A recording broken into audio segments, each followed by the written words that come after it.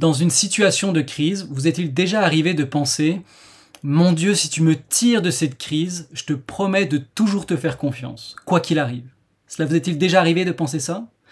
Mais une fois la crise passée et le confort retrouvé, quel a été le résultat?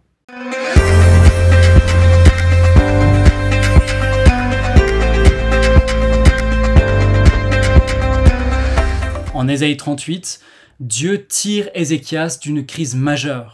Alors qu'Ézéchias était malade à la mort, miraculeusement Dieu le guérit. Plus miraculeux encore, Dieu fait reculer l'ombre du soleil, comme pour signifier à Ézéchias qu'il fait reculer l'horloge de sa vie. Ézéchias vivra 15 années supplémentaires. Extraordinaire, non? On pourrait penser que, une fois la crise passée et le confort retrouvé, Ézéchias fera preuve d'une confiance indéfectible en Dieu. Malheureusement, Ésaïe 39 nous montre que la guérison d'Ézéchias s'est avérée dramatique pour sa foi. Verset 1, regardez, nous lisons qu'à cette époque, Mérodach-Baladan, fils de Baladan, roi de Babylone, envoya une lettre et un présent à Ézéchias parce qu'il avait appris sa maladie et sa guérison. À cette époque, c'est l'Assyrie qui domine le monde. Mais le prince de Babylone est ambitieux. Mérodach-Baladan, c'est son nom, veut libérer Babylone du joug de l'Assyrie. Et il cherche des alliés pour l'aider dans sa révolte.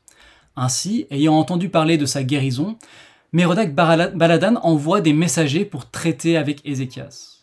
Et que fait Ézéchias? Plutôt que de leur vanter la puissance de Dieu, qui l'a guéri miraculeusement, Ézéchias leur vante ses propres ressources. Verset 2. Ézéchias montra aux envoyés le lieu où étaient ses choses de prix, l'argent et l'or, et tout son arsenal. Au fond, Ézéchias leur montre ses ressources, tout ce qu'il peut apporter à la table d'une alliance contre la Syrie. Tout ça dans l'espoir d'avoir le secours de Babylone en cas de besoin. Et nous apprenons ainsi, voyez-vous, que le confort peut être dramatique pour notre foi.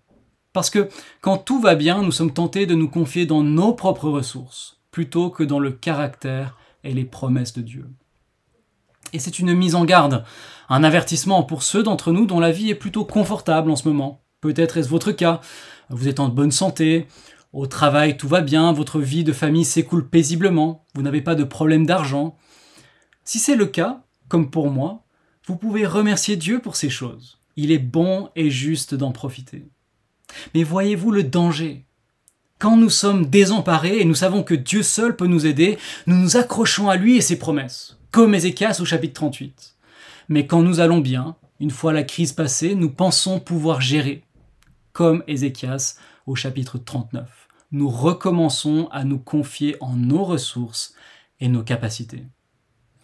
C'est pourquoi Dieu avertit son peuple régulièrement de ne pas l'oublier, comme dans ce passage du Deutéronome.